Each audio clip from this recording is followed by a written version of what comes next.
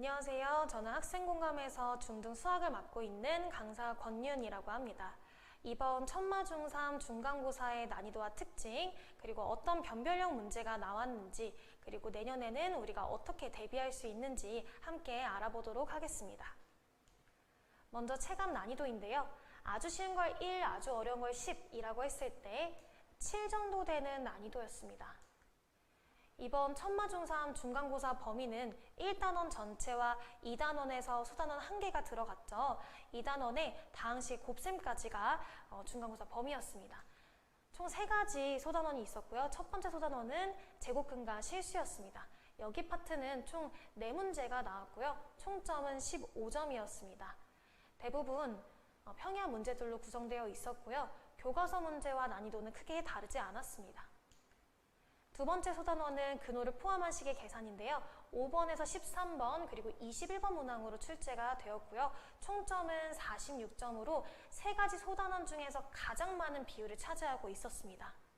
그리고 여기 21번 문제가 변별력 문제로 나왔는데 이 21번 문제가 전체 22문제 중에서 가장 많은 오답률을 차지하고 있는 문항이에요. 자세한 문제는 다음 페이지에서 살펴보도록 하겠습니다. 마지막 소단원은 다항식 곱셈이고요. 14번에서 20번 그리고 22번 문제로 출제가 되었고요. 총점은 39점으로 두 번째 소단원하고 많이 차이가 나지 않죠. 그래서 이 파트도 잘 공부하지 않았다면 전체 점수에 큰 영향을 미쳤을 파트입니다. 그리고 20번하고 22번 이 두 문제가 변별력 문제인데요. 이 변별력 문제도 뒤에 가서 자세한 문제 살펴보도록 하겠습니다. 21번 문제부터 볼 건데요. 이 21번 문제는 아까 얘기했다시피 가장 높은 오답률이 나왔던 문제예요. 원뿔의 전개도, 원뿔의 겉넓이, 부채꼴의 넓이, 피타고라스 이 4가지를 모두 알고 있어야지만 풀 수 있었던 문제고요.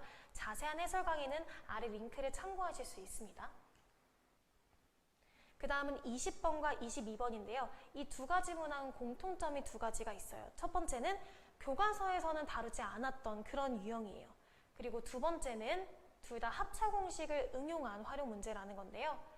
첫 번째 20번 같은 경우에는 합차 공식을 써야 될 것 같은데 지수가 달라서 이 지수를 어떻게 변형을 시켜야 될지 고민을 많이 했었을 것 같아요, 학생들이.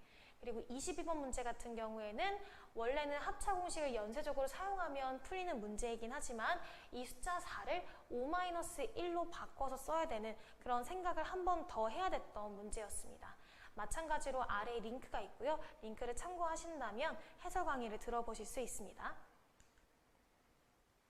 2024년에 천마 중 3학년이 되는 학생들은 다음과 같이 시험 대비를 하면 좋은 성적을 거둘 수 있을 것입니다. 첫 번째 파트, 제곱근과 실수는 대체로 평이하고 변별력 문제가 안 나왔다고 이야기를 했죠. 하지만 제곱근의 정의를 제대로 알고 있지 않다면 1번 문항부터 틀리게 되는 대참사가 일어날 수 있습니다. 그렇기 때문에 제곱근의 정의와 관련된 다양한 문제들을 풀어볼 필요가 있고요. 제곱근 A와 A의 제곱근 이 둘의 차이를 물어보는 문제가 반드시 나와요. 그래서 이 2가지를 확실하게 차이점을 알고 넘어가야 돼요. 많은 학생들이 제곱근 A와 A의 제곱근을 같은 것으로 생각하는 오류를 범하는데요. 그 오류를 확실하게 짚고 넘어가고 다양한 문제를 풀어본다면 도움이 될 것입니다. 다음 두 번째, 근호를 포함한 식의 계산. 이 파트는 거의 연산 문제죠. 근호가 포함되어 있는 식의 덧셈, 뺄셈, 곱셈, 나눗셈 이런 연산 문제를 반복적으로 한다면 많은 도움이 될 것입니다. 그렇게 했을 때 시간을 줄일 수 있고 정확도도 높일 수가 있겠죠. 다음 마지막 3번째 파트예요.